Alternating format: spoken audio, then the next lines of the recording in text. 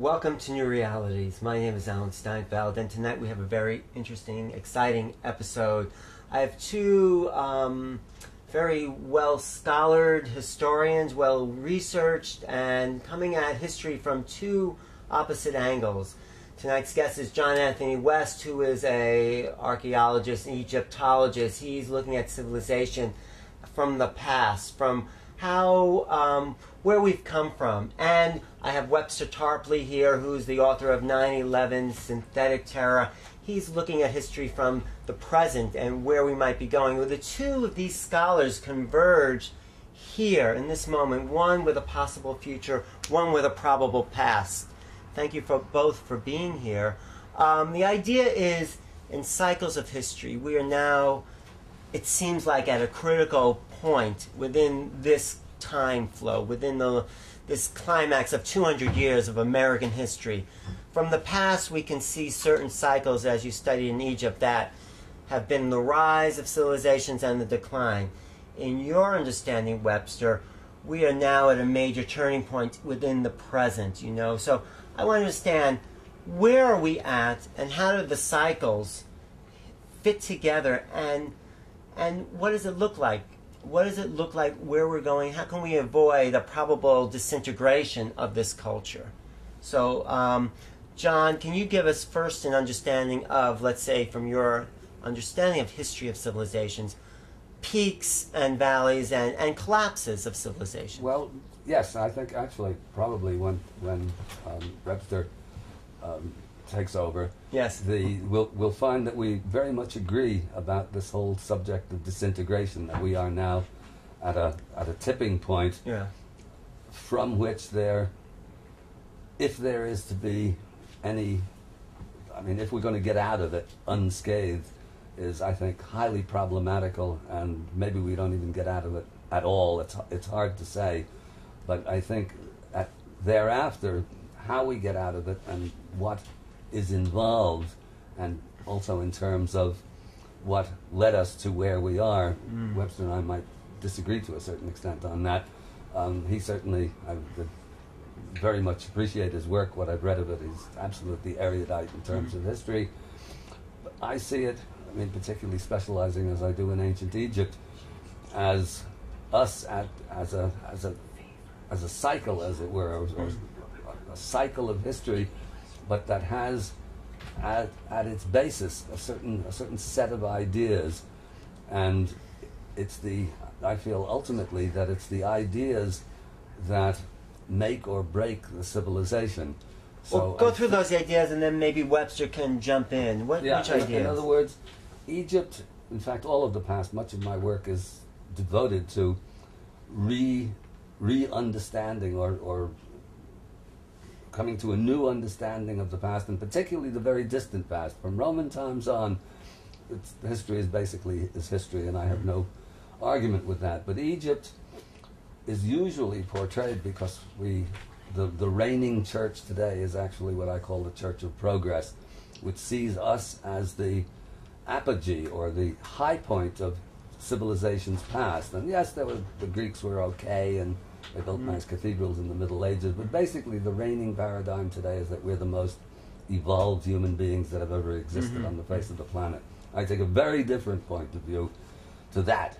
We both agree that we're in a catastrophic condition now, right? But from a quite different point of view, and I think that much of my work, and we won't have time to go into that at all now, is the demonstration that Egypt was far more sophisticated, and by extension so were China and India and so on, than anyone gives them credit for, not just from a spiritual point of view, but also from a strictly hard-nosed scientific point of view. And that knowledge that Egypt had is itself a legacy, because the Sphinx is the linchpin of this. If it is indeed water-weathered, then it's thousands and thousands of years older than it's supposed to be. And this brings us into a different kind of a cyclical view of history, in which basically it correlates to the processional the cycle of the processional cycle. Rise and fall of civilization. Procession, in other words, that there is what Plato called a great year, and that this is to be taken seriously. It's a 26,000-year cycle, Now, since it's a cycle, where does it start and where does it end? Right. This is a question that we won't approach here. But my feeling is that we are at a crucial point at the moment, and that if we are going to get out of it, a number of factors have to come into play. But one of the major factors is ideas. In other words, civilizations are fueled by ideas, and Right. a central tenet of the Church of Progress is that life is meaningless, or that whatever meaning we put into it is entirely subjective And arbitrary. and arbitrary in a sense. Yes. I mean, there is no real bigger meaning. Right. My view, again, without going into any of the detail, is that we human beings are on Earth for a purpose. That purpose is, again, to compress it as much as possible, the return to our divine source. And without some kind of an understanding and a manifestation of that understanding, we're not going to get out of the Right. cycle, and there can be no civilization worthy of that name. So I'm turn that over to Webster. Just let me intercede here before I get to Webster. It's, if there is this quest for this realization, let's say, there's these counter forces which seem to always be playing, which have kept us in ignorance. And this is where I think Webster's detailed political history come into the counter forces. Yep. So there's yours, and there's is that true, Webster? Let me perhaps Yes. specify a little bit my method, because Yes. I try to have one. Yes. It's a combination, you might say, of Plato, although it's a little bit different. It's a slightly different Plato than the one we've just heard. I think Machiavelli is indispensable for all political matters, and I would go with Leibniz on most philosophical ones, which makes me, I guess, a devotee of the idea of progress. Not progress meaning life is meaningless, but progress meaning that progress is the meaning of life, and it's a wonderful meaning, and it's scientific discovery and cultural progress and inventions are the evolution stuff of thought. life. Yes. But also changes in the world. In other words, Leibniz, of course, is the guy who develops the calculator. He's somebody who's interested in promoting the steam engine. Right? There's so much in the modern world that wouldn't be here at all if it hadn't been for Leibniz. Now, the Machiavelli side of things leaves me with a method which goes like this. Machiavelli says, I always try to keep one eye on the current events around me and another eye on the ancient world, right, which for him is the Roman history. There's a piece of the Confucian Analects where Confucius says pretty much the same thing. If somebody is well versed in the politics of our time and a student of the ancient texts, then this person can be accepted as a teacher. I think this is a good. Even Toynbee talks about binocular vision. That he's, whatever he's looking at, he's always looking at the Greeks through one of the binoculars, and then whatever else. Well, that's why it's great to have you two here, because that's exactly it. I'm not disagreeing with that. Now, what this leads me then is cycles can be there or not. I wouldn't want to start from cycles as the big thing.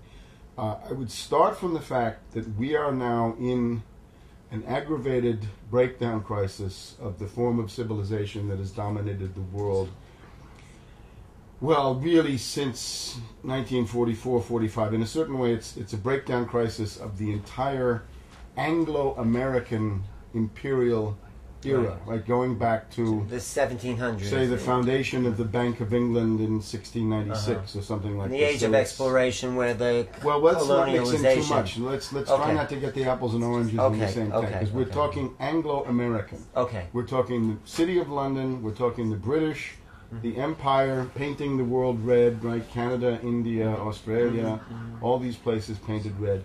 This system has some peculiarities. It's based on finance oligarchy. We can identify other civilizations that are based on priesthoods, on generals, on demagogues, on bureaucrats, on aristocrats, I suppose. But in this one, we're confronted with finance oligarchs. So it's a polycentric, I would call it a Whig finance oligarchy, which has been running the world, and they have created now this colossal castle of $500 trillion of derivatives, which is so far greater than the worth of the entire world. It's a multiple of what you could get, what the world would bring if you put it on the chopping block and auctioned it off. So we're in bed. You could say it has negative value since you have to pay somebody to take it away, like the Rasputin in Little Abner. Remember the Rasputin? It was a currency that had negative value. You had to pay somebody to take it away. But yeah, go ahead. Now, the idea, therefore, is we're in the midst of a breakdown crisis. And one of the things we ought to do, and I think this is our project today, if you look at somebody like Toynbee, the study of history, and then the modern versions of this, which are university courses in what is called world history or cross-cultural contacts and things like this. Right? You get a catalog of 30, 40, 50 civilizations, and as Toynbee already points out, the universal shared characteristic is they all collapse. They all go down. They all become extinct. Right. So the question, therefore, is to try to look at some of them, I would say, and see what destroyed them. And it's generally from the inside, sometimes from the outside, more often from inside. And then compare that to the one that we have. And is there some comparison that comes out of that that might teach us what we can do? Because there are also examples of civilizations that undergo a kind of a partial breakdown, and then they can get a new lease on life. And reform at a higher level. It's the whole complexity cycle. Sometimes. So in your study of history, John, what have been the elements that have broken down society, and do you see something like that happening now? And then what I would ask Webster is, what elements does he see present here that also were reflected in the past? Well, see, in Egypt is my field, and right. I mean the difference between, you can't really compare Egypt to Rome even, or to medieval Europe, because it's a civilization that is intact for 3,500 years, and that is recognizable at the end, slowly degenerating, but it's based upon something that's very, very simple. It's based upon a philosophy, a metaphysical philosophy of what Schroller de Lubitsch called a return to the source. And that fuels this civilization in its entirety. It has its wars, it has its ups and downs, it's got its drawbacks, its slavery and so on, although most of the slaves get treated better than Indonesian people working in an Indonesian shoe factory. Right. But it's a different kettle of fish, and because it is based upon an esoteric and a metaphysical doctrine, it's hard to compare it to, let's say, when the Anglo-American, whatever word you use to describe it. So it's hard to say, because what's responsible for Egypt's fall is a quite other matter. Actually, it's very difficult to determine what it is. It's partly foreign, externally it's partly foreign wars and so on, but I think it's actually obeying a still greater cycle, analogous to spring, summer, autumn, winter. In other words, it takes a long time, but eventually what's a summer civilization is going to end up in the winter somewhere. But didn't our founding fathers, and maybe Webster knows that, Franklin, Jefferson, have the sort of Masonic higher ideals in its inception and forming this country? I think to try to talk about Masonry in this kind of context is going to be talk about some. Well, didn't they have some higher ideals? I think they did. And yes. I've argued that the U.S. Constitution is based on John Adams, and above all, John Adams' reading of Machiavelli and therefore Polybius. But I think we got to look at a much longer range. For example, on Egypt, the question I would have, you look at certain ancient civilizations, they seem to be concerned with the afterlife and frankly with death. The Etruscans sometimes get put into this, right? What we have from the Etruscans are these necropolis cities. In the case of Egypt, it's clear that they're spending a very large part of the social surplus on what amounts to mortuary improvements, right? The pyramids and the rest of this stuff. There's some sense in which the exorbitant or the lavish expenditure of social surplus on these things can rob a society of the richness of development, the depth of development, and also the reserves that it might need to meet emergencies when those come along. Not really, see, because the Egyptians would not say that they were spending their money on death. They would say that they're spending their money, so the afterlife is taken, probably by you, I'm not sure, as superstition. But to the Egyptians, death is a transformation ideally a transformation to a higher level of consciousness. And this is what fueled their society, and this is what, in their view, justified all of that expense. And then again, Egypt is different from everywhere else because everyone had enough to eat. In Egypt, there are no trade wars, there are no job, nobody's ever out of work. As long as there's not a famine, the food jumps out of the ground, and they have this tremendous amount of wealth and of money to devote to art, basically to art and architecture. Much of it with a funerary significance. But to them, funerary is not death. Funerary is the transformation into another and higher level of being. You would then hesitate to say we can apply a thermodynamic criterion of whether they're realizing the surplus for human use. You would say we can't intrude into their judgment on whether it's funerary or human. In other words, we can't override them and say you're wasting your money on the pyramids. You should be building roads, a new Nile, better urinals. Right. No, we can't really because and also. Again, when you have a civilization that lasts 3,500 years, maybe they're doing something right. How about then you could take the case of the Phoenicians and therefore of the Carthaginians, right? This business about killing the firstborn son. Now, here you see something that's obviously got a political reason behind it. Right? There was the subjugation of the individual family to the ruler. Killing the firstborn son, I mean, there you're really destroying a part of your surplus. Yeah, this is weird. We can say this is not good stuff. No, I would absolutely agree with you. And there are a lot of stuff going on there. Again, the artist often tells you, art doesn't lie. When you look at Egyptian art, it has the power and the serenity and a kind of assurance that very little else in artistic history has. You go a few hundred miles off to the east, to Syria and Babylon in Assyria, and the art is massive but brutal and it's not very friendly stuff. And art to me is a way of looking at a very interesting way of looking at history because art is where you put your creative energies is where your soul is. And you look at where we put our creative energies. Let me just throw this out there because it seems like Egypt, okay, if you chase the cycles of the yugas, if you know what that is, the golden age, the silver, bronze, iron, and then the clay or whatever. Dark age. The dark age. So Egypt is this civilization, in your terms, that represented this connection to source. They remembered that. And then we have the Greeks that were probably, maybe, let's call them a silver age, where they had the idea of the gods.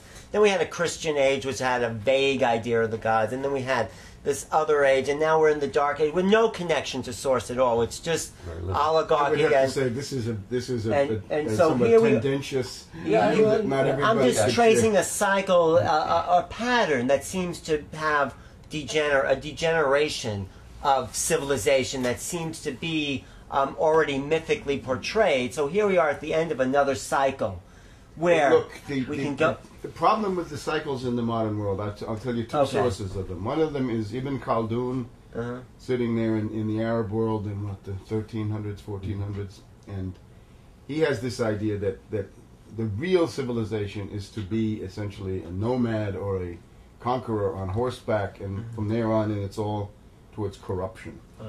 Another cycle version, of course, is Oswald Spengler, The Decline of the West, right? Der Untergang des Abendlandes. And there we have to worry a little bit about where we're getting, right? Who we're rubbing elbows with.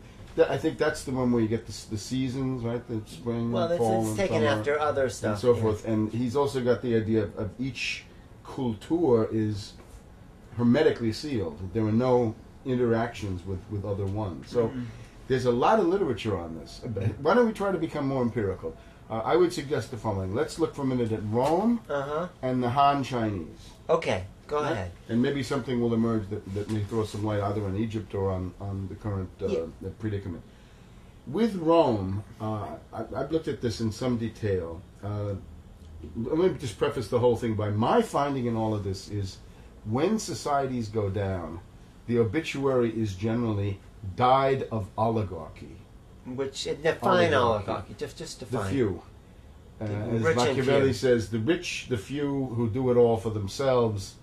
Plato says it's a constitution full of many evils where the rich rule and the poor have no voice. It's obviously a society of great income disparities, and it has other peculiar problems because it tends towards Malthusianism and it tends towards the strangulation of technology because technology, as we see in the writings of this Greek historian called the Old Oligarch, maybe it's thought to be Thucydides or somebody like him.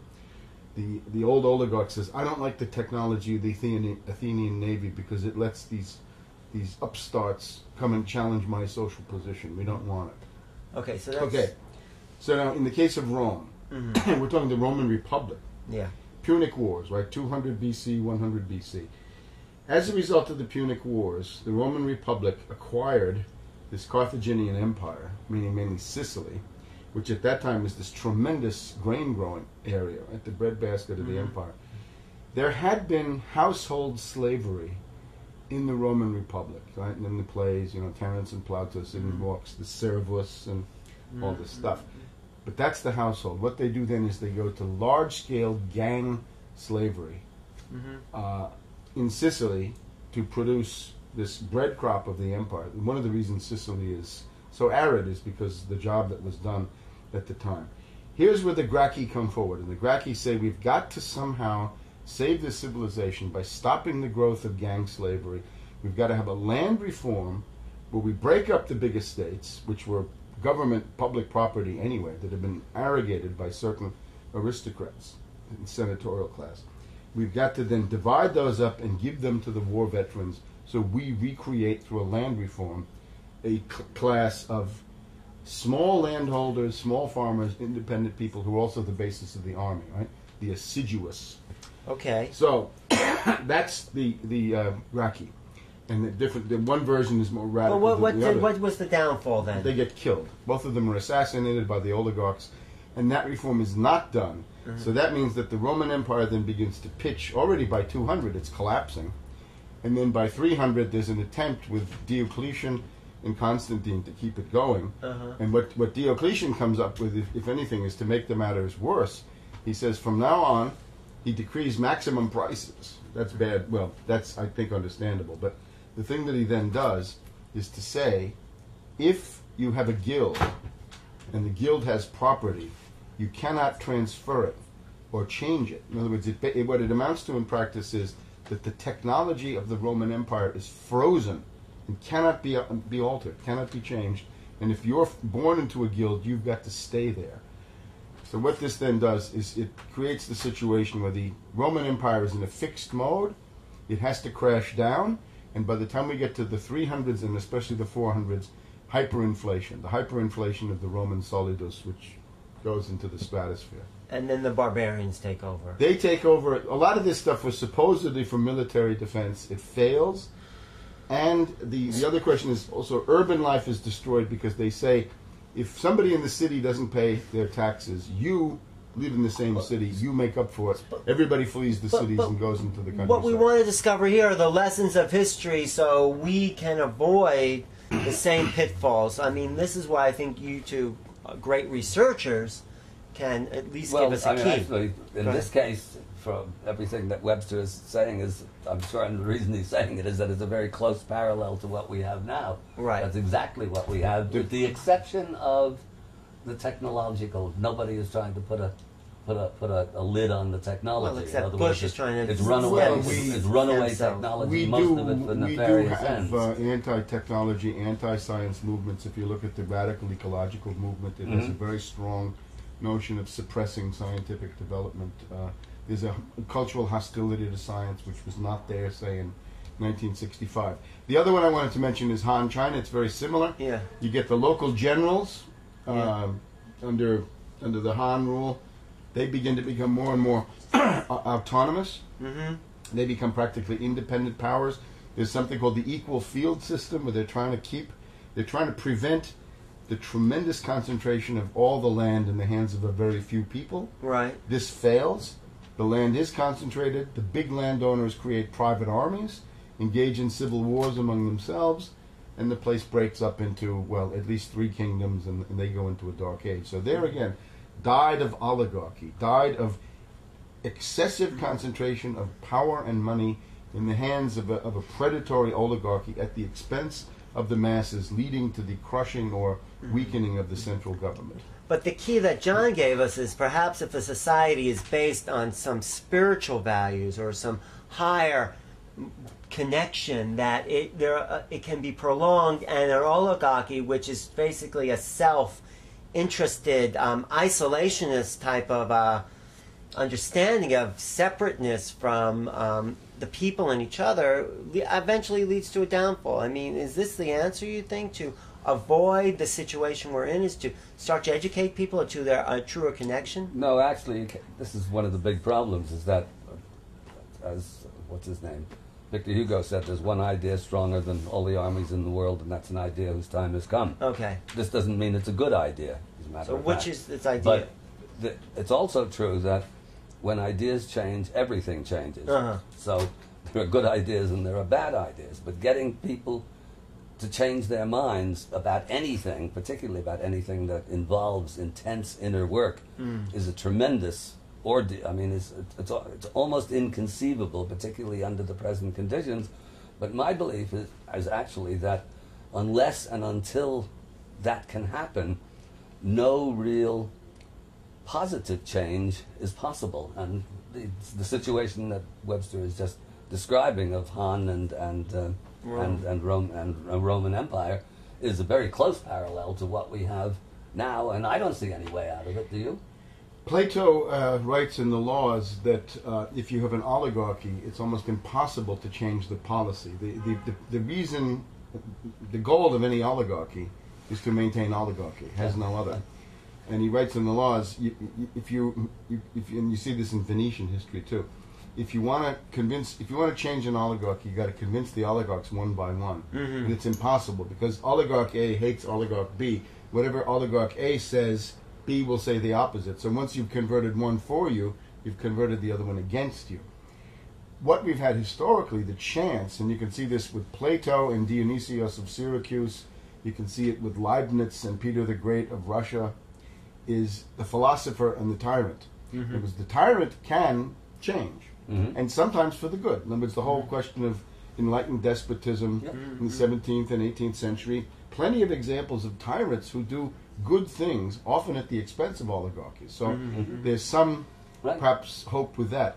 The society that hangs on the longest based on belief, I guess, is the Byzantine Empire, that hangs on for an extra 1,000 years, even though they have absolute zero technological innovation, except for what we would call napalm. Right? The fire of the Greeks, that's the one thing they have. Otherwise, inventions, there don't seem to be any. And by the end of it, everybody's enslaved. So by the time the Turks come, people say, well, let's take a chance on the Turks. It couldn't be worse than this. This notion of the plebeian secession, which is, I think, close to us. In other words, let the neocons go and fight their wars. The last one that I wanted to mention, the one that often comes to me for the U.S. today, the Spanish Empire, about 1700, where you've got a complete breakdown, a complete deindustrialization of the home front. In other words, it used to be that the Spanish had textile mills, right? They had wool, they had sheep, and they had clothing and textiles. It's all gone. All they do is wait for the silver ships to come from Peru, and then they go and pre-discount that with the Genoese, who fleeced them, and the Venetians too. So they're pitching themselves into absolute disaster. This is the U.S. We don't import silver. We export green pieces of paper to the tune of 3 or 4 billion a day, 1 trillion a year. And the home front is now absolutely deindustrialized, right? GM is gone, Ford is gone, Delphi, all the machine tool and die capabilities are all gone. This place is pitching towards breakdown. I mean, absolute thermodynamic collapse, thermodynamic devolution. Is there any hope? I mean, let's just paint, if we could have a picture of a possible future where we can save this civilization or part of it and go to the next step in a kind of a complexity where some collapse, rebuilding at a higher level. What could that look like? Actually, the way you're describing it is, again, to go back to an organic analogy, that for the seeds to sprout, a whole bunch of things have to happen. I mean, the old crop dies off, but its seeds sprout up in the middle of chaos. Civilization, I've used this analogy somewhere, is like a park where the, let's say, the religions represent the great oaks and stuff like that, but if the park keepers, who are supposed to be the priests and the poets and the scientists and the philosophers, are drunk or crazy, the whole thing goes into disarray, and everything poison ivy takes over and brambles. So two things have to happen simultaneously. Somebody's got to plant the seeds of the new and take care of them and nurture them, and somebody else has to go in there with a flamethrower and a chainsaw and cut out all of the brambles and the poison ivy. But those things have to happen simultaneously. Webster's doing that. Well, me too. My hope would be essentially to return to the model that has been effective most recently, which was the New Deal model. The Franklin D. Roosevelt model, not perfect, but so much better than what we have, and was steering us away from the brink of a social breakdown crisis successfully, right? Got us out of the middle of one. You can go back to this. In other words, you have to say everything that was done since the Kennedy assassination should be rolled back ruthlessly. All of that should be abrogated, canceled, with few exceptions. There are some areas where there's been progress, but in most of them, and we know in labor, in business affairs, in cartels and antitrust and a million other things, it's all been downhill. So essentially go back to the best of the New Deal and try to take it from there, also with this idea of world economic development and the fact that you now have the world economic situation is more complicated. You're going to have the dollar, of course, but you're going to have the yen, the ruble, the Arab currency if one comes, the Latin American currency Chavez is talking about, and try to get some kind of a negotiated arrangement that makes sense among those, so you can proceed with the work of the world. Well, let me ask you one more question. Is this like, what, in a general sense, what is the purpose of civilization? Why do we come together in groups and society? Isn't it, I would think, for the benefit of each other and the evolution of consciousness in general? What would you? That's what I'd say. Well, I would. I think I have to make it a little bit more dynamic. The existence in a fixed mode will lead to doom inevitably, one way or the other. So therefore, you've got to be realizing scientific and technological progress. Change. Yes, change, but it has to be positive change. I think it has to be, at this point, without trying to go too far into the philosophical, That's we have okay. 3 billion people live on less than $2 a day, which really means, given this rotten dollar we have, less than $1 a day of a dollar of any consistency. So half of humanity, less than $1 a day. 40,000 people starve every day, malnutrition, hunger, or things like diarrhea that can be cured for 50 cents or whatever it is. We've got to do something about this. In other words, the priority goal, in my view, the reason to be in politics is genocide and how to stop it. In other words, the never again genocide is a real imperative every day, and something has got to be done about this. So that will obviously take a vastly increased production of physical, tangible wealth in the world. In other words, there's no way you can redistribute anything and do anything much for the 3 billion who are sitting down there at $1 a day. Right? You could soak the U.S. population for half of what they've got, and you'd raise the level a few pennies. It wouldn't help you. You got to produce new wealth. So the purpose of civilization, in your opinion, is? It is. I would say it is ultimately the exaltation and development of the human mind, but this is not a purely idealistic enterprise. In other words, this requires a comprehensive material substratum and basis to make it possible. In other words, the notions of the higher culture, classical culture, the studies of the ancient world and so forth, all of this presupposes levels of leisure time and consumption and a social surplus to allow people to do it, and they should be able to do it.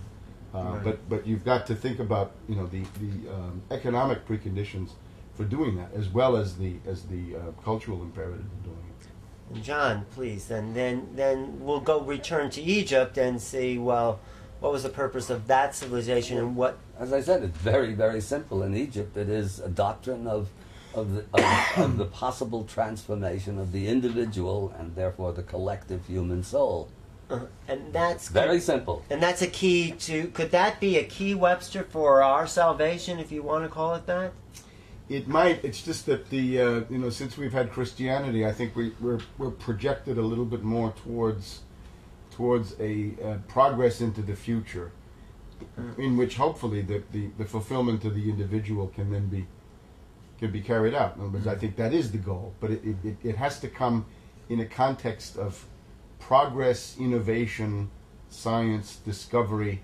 In other words, the great fruits of the human mind are the scientific ones as well as the cultural ones. And then what specific keys can you leave us with as far as moving towards that type of culture? Actually, I can't specific keys because the situation is so chaotic at the moment and so catastrophic, potentially catastrophic, with so few signs of real hope. In other words, I'm not disagreeing with almost anything that Webster's saying, but when he says we have to do this, who's we? I mean, and who's going to do this? Who's going to bell the cat? It's persons of goodwill, I guess. And of course, how many of those? We have to get out of we have to break through this fact that we've got in the middle of the civilization we're in. Any proposal for reform will be automatically rejected with the words that the war on terror. Well, that's right. Is the purpose of this society.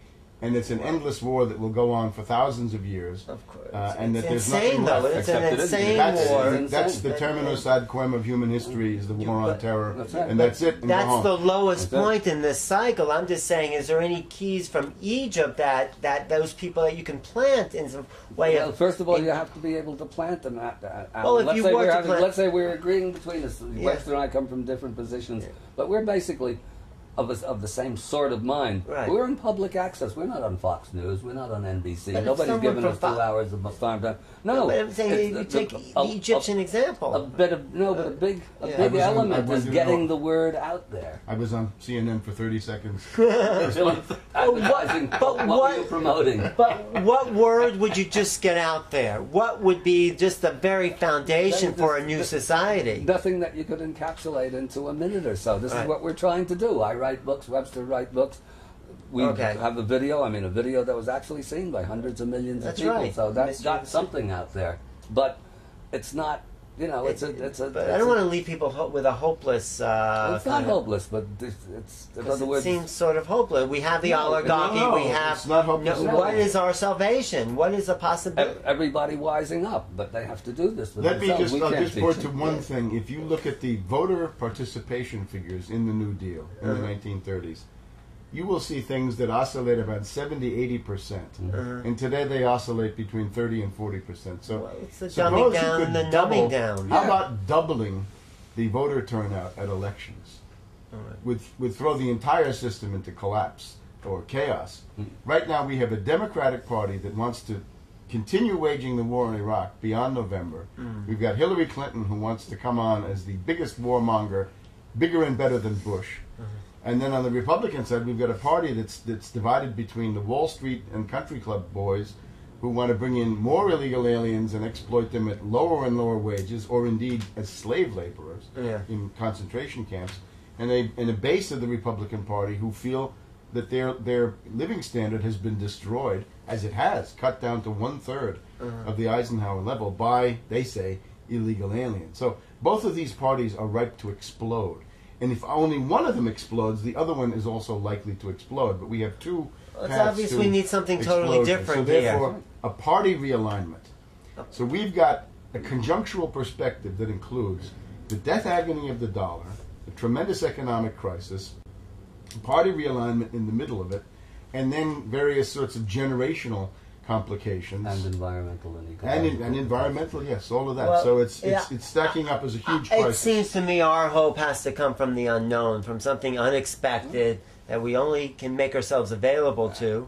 And also, if you're on the Titanic and you know you're on the Titanic, what you do is you secure yourself a place in the lifeboat and make sure that you've got something that's going to sustain or you steer that ship away from the iceberg that's coming towards us. No, we can't carry the analogy that far. You know, it's the Titanic. No, but we do know that something's coming, and it looks like an iceberg. It looks like an iceberg, right? And I think there's ways of avoiding it, and I think we can only make ourselves available to two spiritual principles that will activate, hopefully convert the oligarchy, or at least the children of our oligarchies to No, do something never, different. nothing will convert the oligarchy. The only thing to do with the oligarchy is somehow cut them down to size in a rather radical way. Mm. The Roosevelt solution was, instead of having the government and the banks decide everything in a dialogue where the banks told the government what to do, there's got to somehow be a third force representing the majority of the people, right? Some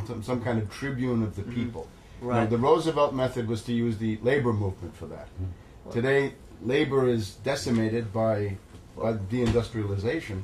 We'd have to find a way to bring masses of people into a countervailing relation with Wall Street on the one side and government on the other, so that somehow popular will would count for something in the councils of government, So- which today it does not.